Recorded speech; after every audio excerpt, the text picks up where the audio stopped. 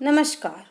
भारत देश अपनी विविध संस्कृति के लिए विश्व भर में मशहूर है।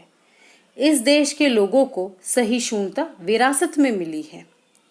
सब तरह के बदलाव को अपने आप में सम्मिलित कर लेने की कला हमें हमारे धार्मिक ग्रंथों से ही मिली है।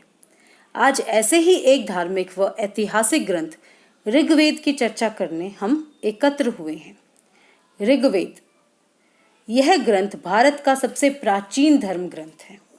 इसमें 1028 सूक्त हैं। सूक्त यानी मंत्रों का समूह।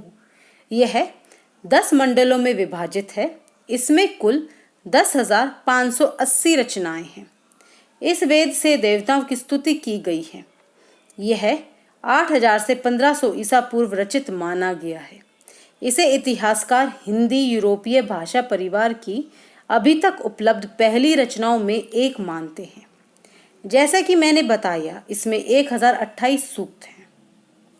चलिए अब कुछ अहम मंत्रों जो ऋग्वेद में लिखे हैं उनके बारे में जानते हैं।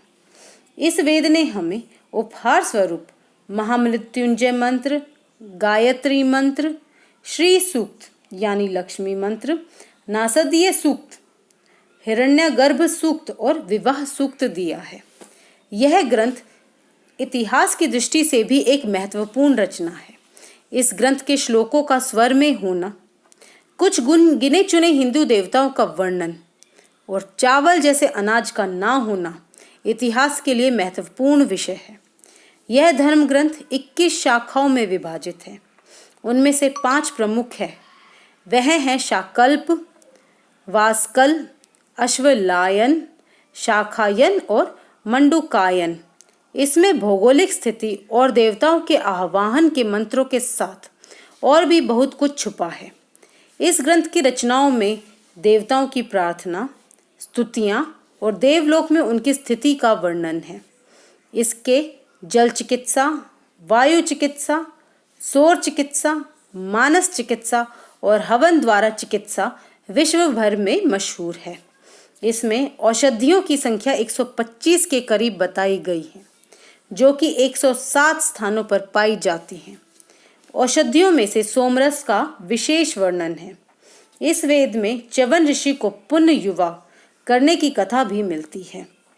ऋग्वेद में जिन देवताओं का वर्णन है वह है इंद्र, अग्नि, सोम, अश्विनी, वरुण, मारुत आदि।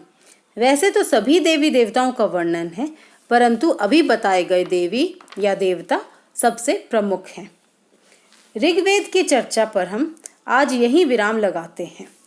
फिर अगले धर्म से जुड़े कुछ और बातें लेकर मैं आपके सम्मुख आऊँगी।